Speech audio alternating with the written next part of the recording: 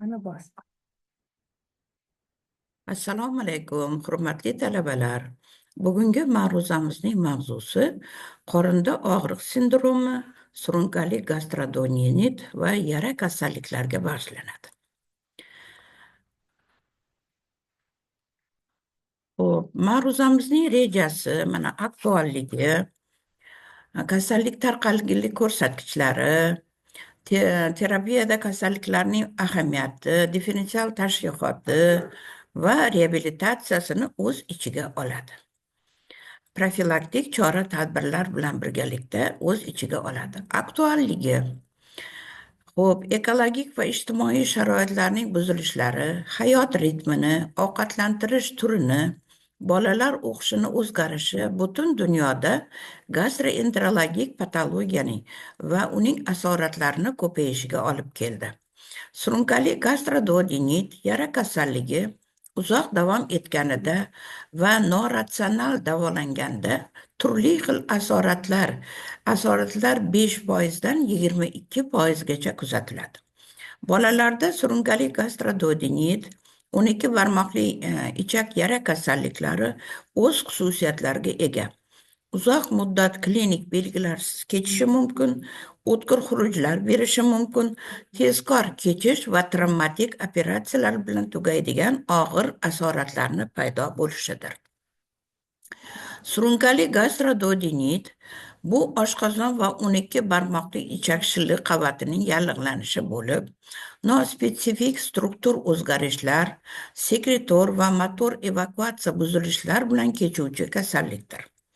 Bolalar orasida kasallik 1000 bolaga 2,6% tashkil qiladi.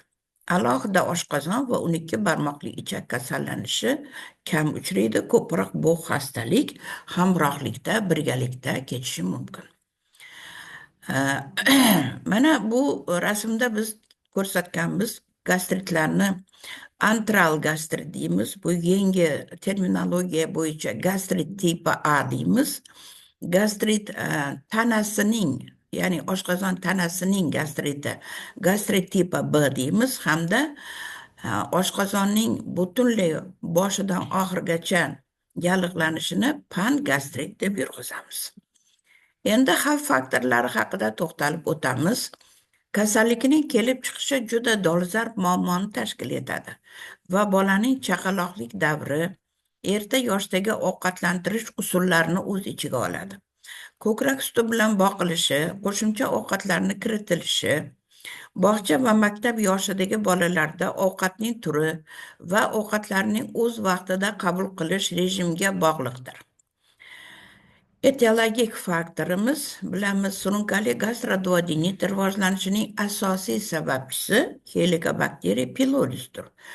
Duodenit 12 barmoqli ichakka oshqozondan nordon oshqozon tushganda ana asta-sekin rivojlanib boshlaydi. Endi klassifikatsiyasi bo'yicha to'xtasak, etiologiyasi bo'yicha surunkali gastrodonenitlar birlamchi va ikkilamchiga bo'linadi. Endoskopik ko'rinishi bo'yicha yuza, eraziv, atrofik, giperplastik shakllarga bo'linadi. Histologik ko'rinishi bo'yicha surunkali gastrodonenitlar yengil, o'rta va og'ir yallig'lanish bilan atrofiya, oshqozon metaplaziyasi bilan kuzatilishi mumkin. Avj olishi noto'liq va to'liq remissiya davrlari ajratiladi. Sekretsiyasi bo'yicha normal sekretsiya, oshgan giperatsitning, gepatsitning kislotalik bilan kechishi mumkin. Klinikasida surunkali gastrodonenit o'tkir davrida epigastrida simillovchi, xurujsimon og'riqlar bilan namoyon bo'ladi. Ovqat qabulidan 1-2 soatlar o'tgandan so'ng kindik va o'ng qovurg'a ostiga irradiatsiya qilinadi. Og'riq sindromi surunkali gastrodonenitda og'irlik, tiqilish, ko'ngil aynashi, salivatsiya va 12 barmoqli ichak diskineziyasi bularni keltirib chiqaradi. Buning natijasida duodena gastroreflyuks kuchayadi va achchiq kekirish, jig'ildon qaynashi, sapro ya'ni o't bilan qusish paydo bo'ladi. Yara kasalligi. Yara kasalligi bu butun organizmning surunkali retsidivlanuvchi kasalligi bo'lib, morfologik jihatdan me'da yoki 12 barmoqli ichak shilliq qavatida yarali defektni hosil bo'lishi bilan xarakterlanadi. Yarali defekt gastroduodenal shilliq himoya qiluvchi faktorlari muvozanat buzilishi natijasida kelib chiqadi. Yara kasalligi irsiylanuvchi multifaktorial kasallik bo'lib, ya'ni kasallikning kelib chiqishi egzo va endogen omillarning o'zaro ta'siri natijasida deb qaraladi. Yara kasalligining tarqalishi. Bolalar orasida yara kasalligi noinfeksion gastroenterologik kasalliklar orasida 2,1% dan 6,5% tashkil etadi. Yara kasalligining tarqalish darajasi 1000 ta bolaga 1,6 tashkil qiladi va bu har yili bu ko'rsatkich oshib bormoqda. Ko'pincha bu kasallik maktab yoshidagi bolalar orasida ko'proq uchraydi. Uchrash darajasi o'g'il va qiz bolalar orasida bir xildir. Endi xavf faktorlari haqida to'xtalib o'tamiz. Oiladagi, maktabdagi, atrofdagi asab ruhiy jarohatli holatlar, oshqozon sekretsiyasi va motorikasiga qon bilan ta'minlashga, regenerativ jarayonlarga, gastrointestinal gormonlarning sinteziga ta'sir etadi. Gormon terapiyani, nosteroid preparatlarni uzoq muddat qabul qilish, ovqat allergiyasi, shilliq qavatning mahalliy spetsifik va nospetsifik himoyasini sustlashtiradi. Yara kasalligi rivojlanishida moyilligi bor guruhlar. Ular 3 ta guruhdagi yara kasallikni rivojlanishida moyillik bor guruhlar ajratiladi. Birinchi, irsiylanuvchi. Ikkinchisi, egzogen tashqi muhitni ta'siri bilan bog'liq. Va uchinchisi, irsiy va egzogen faktorlarning birgalikda realizatsiyasi natijasida kelib chiquvchi. Irsiy faktor genetik jihatdan moyillik bor guruhlar. Irsiy asoslangan 60-70% dan ko'p yara kasallik bor ota-onalarda 12 barmoqli ichak va yara kasalligi bilan og'rishadi. Birinchi gruppa qon guruhi va me'da bezli apparati giperplaziyasidagi kislota va pepsin ajralishini ortishi, boshqa markurlarga rezus manfiy qoni, nosekretor status, antigeni ajratish qobiliyati bo'lmasligi, me'da shillig'ida fukoglikoproteinlar defitsiti va siydik orqali fukozani chiqarilishini pasayishi, qonda pepsinogen 1 ni yuqori darajada bo'lishi va ishqoriy fosfatazani ichak komponentini va xolin esterazani 3-fraksiyasini bo'lmasligi va boshqalar irsiy faktorlarni tashkil etadi. Egzogen faktorlar. Yara kasallikni rivojlanishidagi egzogen faktorlarga quyidagilar kiradi. Kuchli asabiy emotsional zo'riqish, maktabdagi va oiladagi ziddiyatli holatlar, alimentar buzilishlar, ovqat rejimini buzilishlari, kam ovqat iste'mol qilish, quruq ovqatni shoshilib yeyish, noto'liq ingrediyentli ovqatlar, ovqatlar tarkibida bo'yoqlar, konservantlar, nitratlar, pestitsidlar va boshqalarni bo'lishi, surunkali infeksiya o'choqlari va sodda hayvonlar va gelmintlar invaziyasi borligi egzogen faktorlarni tashkil etadi. Etiologik faktor.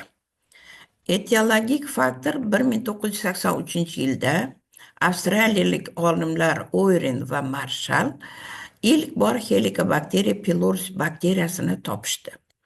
Bu oshqozonning antral bo'limida va 12 barmoqli ichakning oshqozon metaplaziyasi bor joylarda aniqlashdi. Demak, izlanishlar natijasida Helicobacter pylori bakteriyasi yara kasalligida, oshqozon yara kasalligida 70% hollarda topilgan bo'lsa, 12 barmoqli ichak yara kasalligida 100% hollarda topilgan. Hozirgi paytda yara kasalligiga olib keluvchi faktorlar to'planishi va ularning summatsiyasi natijasida kelib chiqadi psixogen va somatogen ta'sirlar kuchaytiruvchi omil bo'lib hisoblanadi. Boshqa omillar, ya'ni agressiv omillarga karisli tishlar kiradi, noto'g'ri prikus natijasida yaxshi chaynalmagan ovqat me'da shilliq qavatini travmatizatsiyasi kiradi. Duodenogastral reflyuks vaqtida o't kislotalarni me'daga tushib, shilliq qavatga litik ta'sir ko'rsatishi, ana shular hammasi agressiv omillarga kiradi. Himoya qiluvchi faktorlar xlorid kislota va pepsinni me'da va 12 barmoqli ichak shilliq qavatiga shikastlovchi ta'siri bir qator himoyalovchi faktorlarga bog'liqdir.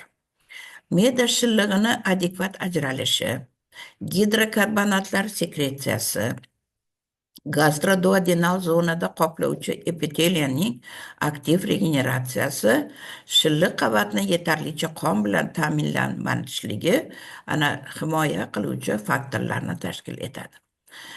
Endi yara kasallikni klassifikatsiyasi MKB 10 bo'yicha oshqozon yarasiga bo'linadi va 12 barmoqli ichak yarasi. Etiologiyasi bo'yicha Helicobacter pylori assotsiirlangan hamda Helicobacter pylori negativ va stressdan keyin paydo bo'lgan yaralar, dori qabulidan keyin paydo bo'lgan yaralarga bo'linadi hamda endokrin yaralarni biz ajratamiz, ya'ni Zollinger-Ellison sindromi ana shunga nima qiladi? Kiradi. Mana bu bolalardagi yara kasalligining klassifikatsiyasi. Endi birlamchi yaralar Helicobacter pylori gram manfiy S shaklidagi uriaza, katalaza, oksidazani ishlab chiqaradi va yara kasalligi patogenezida katta rol o'ynaydi. Helicobacter pylori o'tishi aniq emas, lekin ko'p hollarda fekal-oral yoki oral-oral yo'li bilan o'tadi. Helicobacter pylori axlat yoki infeksiyalangan bemorning qusish massasidan olib ekiladi. Xavf faktorlari past ijtimoiy-iqtisodiy muhit, oila va bolaga kasallanish tarqalishiga ta'sir etadi. Barcha Helicobacter pylori bilan infeksiyalangan bolalarda surunkali gistologik faol gastrit rivojlanadi, ammo ko'p hollarda asimptomatik kechadi. Helicobacter pylori bilan surunkali zararlanish 12 barmoqli yara kasalliklarda oshqozon o'smasi, adenokarsinoma, shilliq qavat bilan bog'liq limfa miomalarning rivojlanishiga zamin yaratadi. Ikkilamchi yaralarimiz prostaglandinlar shilliq qavatining jarohatlariga rezistentligini ta'minlaydi.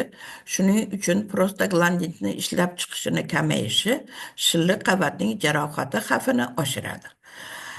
Nosteroid yallig'lanishga qarshi preparatlar tomonidan chaqirilgan og'ir erosiv gastropatiyalar qon ketish yoki oshqozon perforatsiyasi bilan yakunlanadi. Bunday yaralar odatda oshqozonning antral bo'limida joylashadi. Stress natijasida yaralar o'tkir kasallik boshlanganidan 24 soat ichida paydo bo'ladi. Fiziologik stress natijasida ko'pincha bemorlarda qon ketish yaralarga ko'ra eroziyalardan ko'proq ketish kuzatiladi. Mana bu rasmlarda oshqozonning kardial bo'limidagi yaralar ko'rsatilgan. Bu rasmda esa oshqozonning pilarik bo'limidagi yaralar mana aniq-tiniq juda chiroyli ko'rsatilgan va bu yerda oshqozonning antral bo'limidagi yaralarimiz mana ko'rsatilgan. Juda yaxshi ko'rinishga ega bular. Klinik ko'rinishi yara kasalligida va gastroduodenitning klinik ko'rinishida 3 ta asosiy sindrom farqlanadi. Birinchi og'riq sindromi, ikkinchi dispeptik sindrom, uchinchisi Astening vegetativ sindromdir. Og'riq sindromiga siklilik, ya'ni qo'zishning remissiya bilan almashlanib turishi, ko'pincha qo'zishni kuz va bahor oylarida kuzatilishi xos. Davriylik qo'zish davrida og'riqlar 2-3 hafta davomida va ritmillik og'riqlar faqat ovqat qabul qilish bilan bog'liq. Ko'proq og'riqni maynegenovskiy ritm xos deymiz, ya'ni ochlik og'riq beradi, ovqat tushgandan keyin og'riq nima qiladi? Tinchlanadi. Erta va kechki ochlikdagi va tungi og'riqlar farqlanadi. Erta og'riqlar ovqat qabul qilgandan keyin 1 soat ichida paydo bo'ladi va bu me'da kasalligi uchun xos bo'ladi. Kechki og'riqlar 12 barmoqli ichak kasalliklariga xosdir. Dispeptik sindrom. Bunga nimalar kiradi deganda, sizlar uchun bu yengillik emas, bilasizlar. Bu ishtahani yo'qligi, qusish va jig'ildonni qaynashi, ko'ngil aynash, kekirish, og'riq, diskomfort holati, ich qotish bilan nimada kechadi. Asteno-vegetativ sindrom. Bolalarimiz tez charchash, qo'zg'alish, uyqusizlik holatiga, holsizlik, tez-tez charchab yotish holati, vaznni kamayishi, bosh og'rig'i, ko'pincha yig'lovchan holatda bo'ladi, noxush sezgilar paydo bo'ladi, ortiqcha terlash paydo bo'ladi hamda gipotenziya bilan kuzatiladi. Diagnostikada eng informativ diagnostik usul bu endoskopik tekshiruvdir. Yara kasalligining birinchi bosqichida manifestlik kechishida endoskopiyada yaqqol yangi yara aniqlanadi. Mana birinchi bosqichida, ya'ni shilliq qavatda yumaloq yoki oval shakldagi 6-8 mm diametrdagi yuqori giperemiyalangan halqa bilan o'ralgan defekt aniqlanadi. Defekt chegarasi tekis bo'lib, yara tubi sariq kulrang rangli fibrinoz parda bilan qoplangan bo'ladi.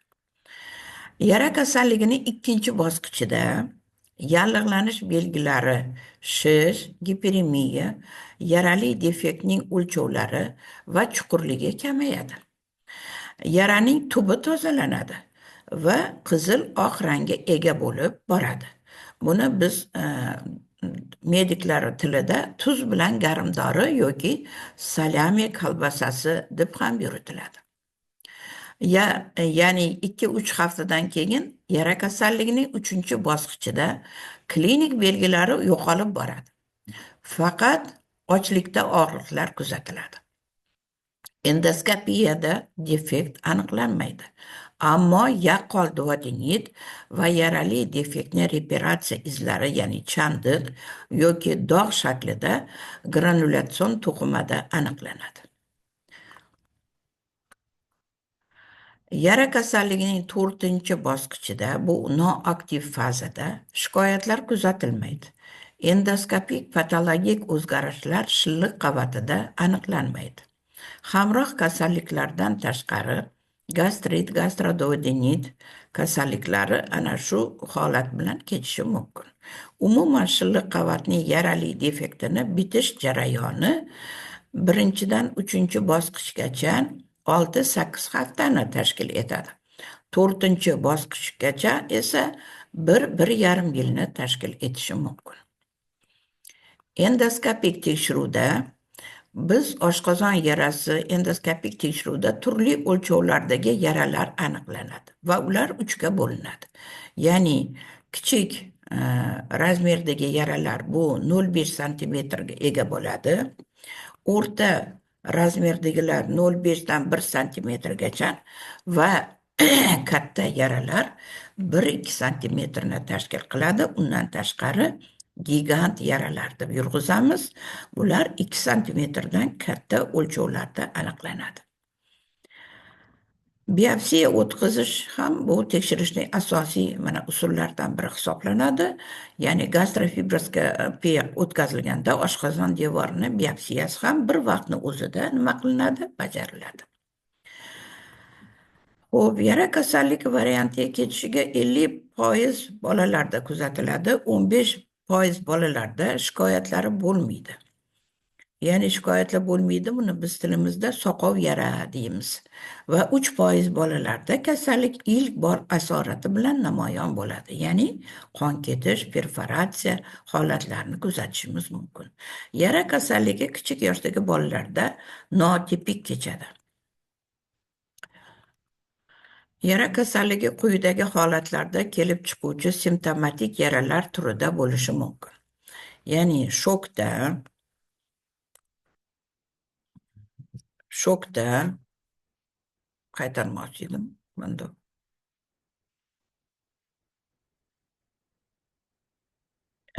Shokda, og'ir kuyishlarda, stresslarda, uzoq vaqt ulseragen preparatlarni qabul qilganda, aspirin, zilizepin, metindol, gormon terapiya hamda Zollinger-Ellison sindromidagi yarani farqlash lozim.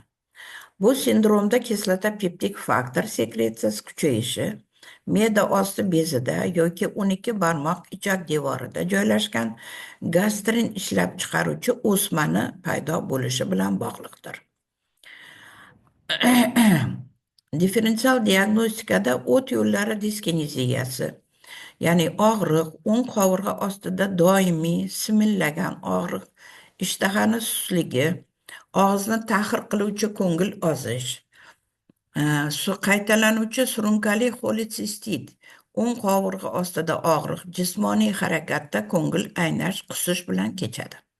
Va o'tkir pankreatit, kuchli og'riq, burama aylanuvchi orqa yelkaga tarqaladigan og'riq bo'ladi, kollaps, temperatura, amilaza, lipaza, tripsin miqdorlarini oshishi bilan kuzatiladi. Hamda kolitlar, gepatitlar, gastroduodenitlar bilan biz diagnostika qilishimiz mumkin. Asoratlari. Birinchi eng ko'p uchraydigan asoratlardan biri bu qon ketish. Qon ketishi eng ko'p uchraydigan asorat bo'lib, 80% tashkil qiladi. Qon bilan qusish, milena, kofeli quyqa bilan qusish, qon ketishi, axlatni qora yopishqoq bo'lishi, quvvatsizlik, ko'ngil aynash, taxikardiya, sovuq terlash, ADN pasayishi bilan birgalikda kechadi. Ikkinchi asoratlardan biri bu perforatsiya. 8% tashkil etadi. To'satdan xanjar og'rig'i epigastrida paydo bo'ladi. Ko'ngil aynash, qusish, qorin mushaklarini taxtasimon tortilishi, qusishi yengillik bermaydi. Va uchinchi asoratimiz penetratsiya. Bu penetratsiya 1,5% tashkil etadi. Bu kam uchraydigan asorat bo'lib, yarani oshqozon va 12 barmoqli ichak tashqarisi va o'rab turgan organlarga tarqalishidir. Piloroduodenal stenoz, chandiqli va yallig'lanish spastik stenoz farqlanadi. Oxirgisi yara kasalligi o'tkirlanishida shish va spazmlar bilan kuzatiladi. Davolashda birinchi qiladigan ishimiz bu dieta terapiya. Ya'ni birinchi A-stol 5-7 kunga tavsiya etiladi. Bu parhezga kam sekretsiyali effektga ega mahsulotlar, katta bufer xususiyatiga ega mahsulotlar. Uzr.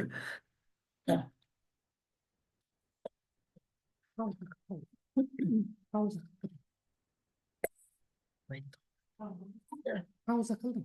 Hamma qo'ydik. Bunda suv bor. Voy tavba.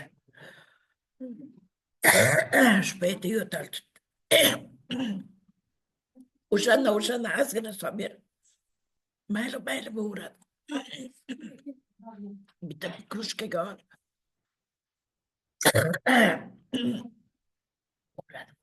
Qo'yib qo'yaveraman. Qo'y.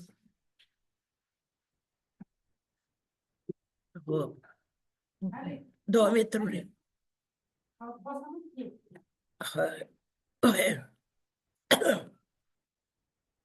Voy tavba, nima bo'ldi? Rahmat.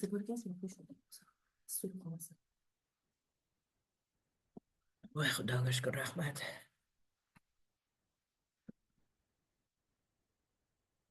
Bo'ldimi? Xo'p. Vaqti buni chegaralanmagan. Bo'ldimi? Qad keldik. Qancha vaqtim bor yana? O'qiverasiz. Buni farqi yo'q. Ha, Farqi bu yo'q. ana Hozir mana diyeta ovqat terapiyasini beraman, bo'ldi, tugadim. İşte böyle manimcha mana pediatriya ishi bo'lib turibdi. Mana pediatriya ishi Teta huzuriy tarmoq markazi shunchacha pedagog ro'yxatga olingan. Sizniki manimcha kursni boshlashda kirishingiz kerak manimcha. Xo'p, mani kirgizib anaqa qilib ro'yxatga olib qo'yavering. Kurs boshlashni boshlayapti. Boshlayvering. Hozir o'qish boshlanib ketadi. Ro'yxatga olib turishchi. Mayli, agar kiravering, yoqib tursinlar yo. Xo'p, boshlaymiz.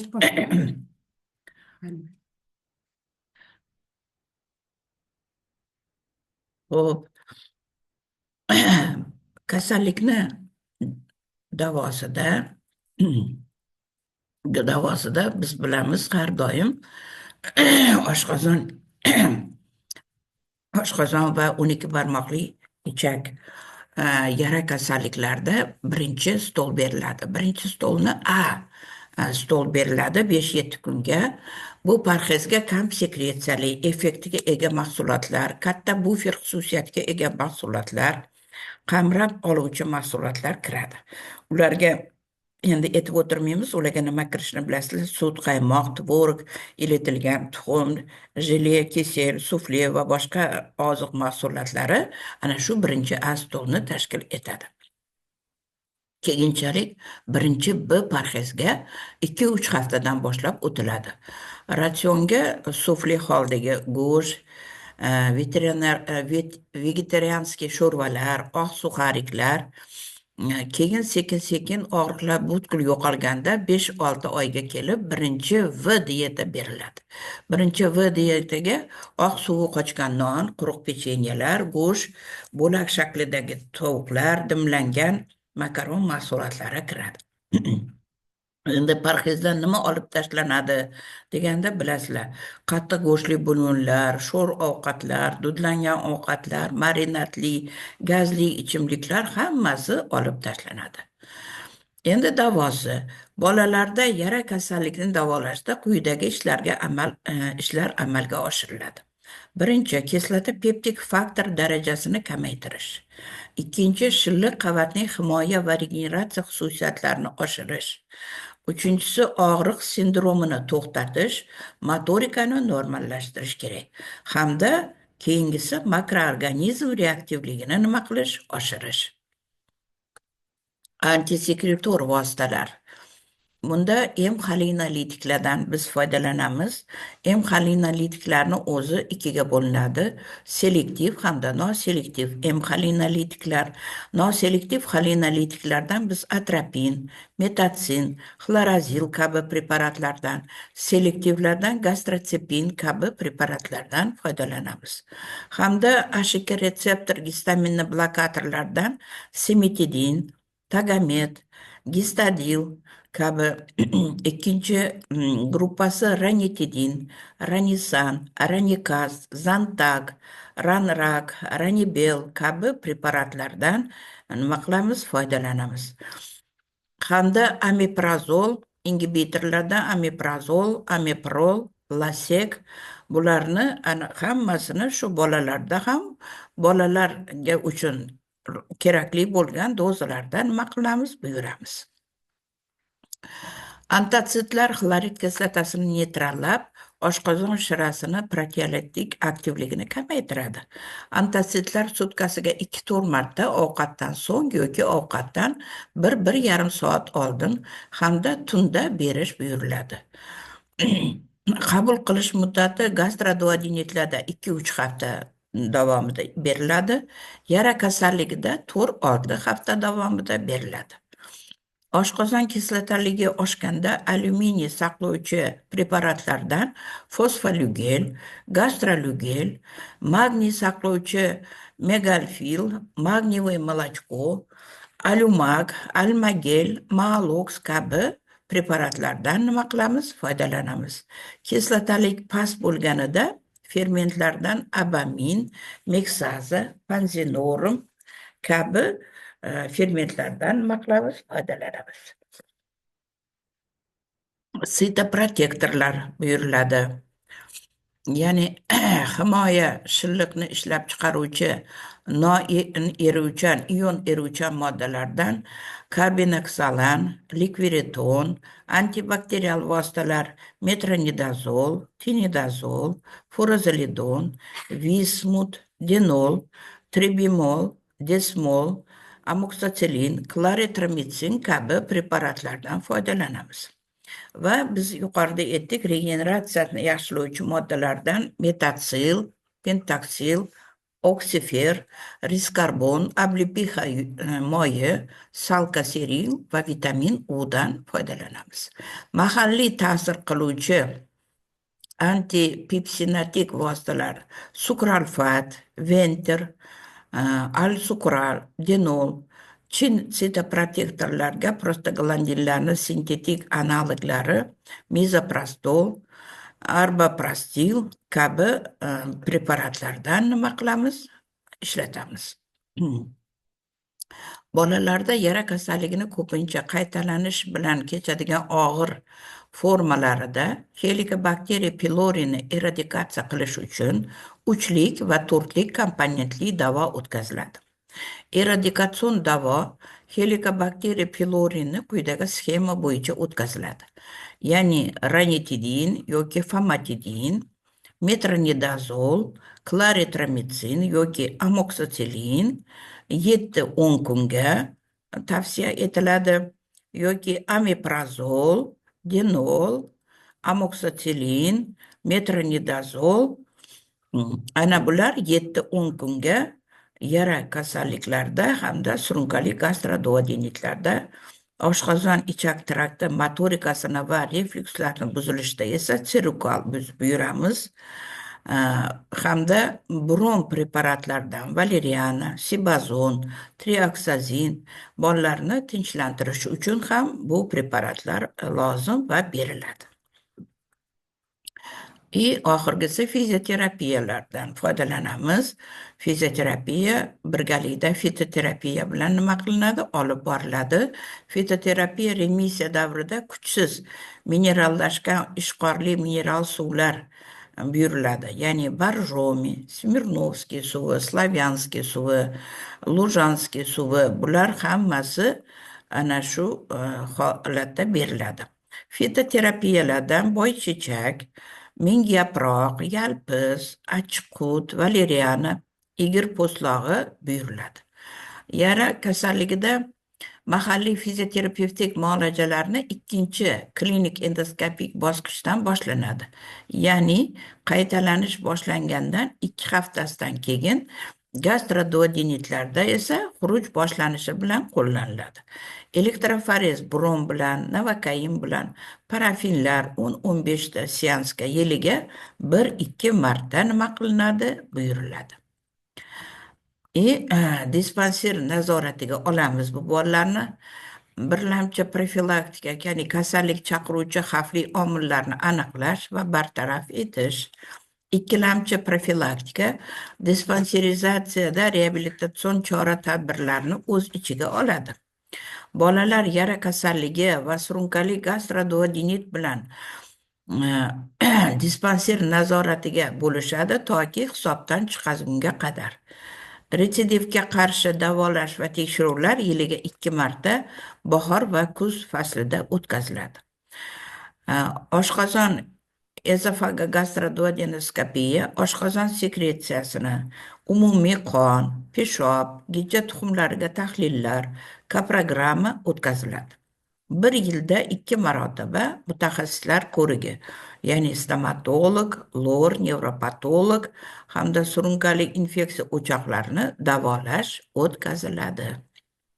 Dispanser nazorati sanator kurort davolash mahalliy va xorijiy sanatoriyalarda. Chinobod, ya'ni O'zani sanatoriyamizda, xorijiy Yesuntuki, Truskavets kabi sanatoriyalarga yuborishimiz mumkin. Fizioterapevtik davolash hamda fitoterapiya birgalikda olib boriladi. Jismoniy tarbiya mashqlaridan bolalarni 6 oygacha ozod qilinadi. Yara kasalligi asoratli kechganida nogironlik 6 oydan 2 yilgacha rasmiylashtirib o'tkaziladi. 3 va 4 sog'lomlashtirish guruhlarida bu bolalarimiz nazoratga olinadi.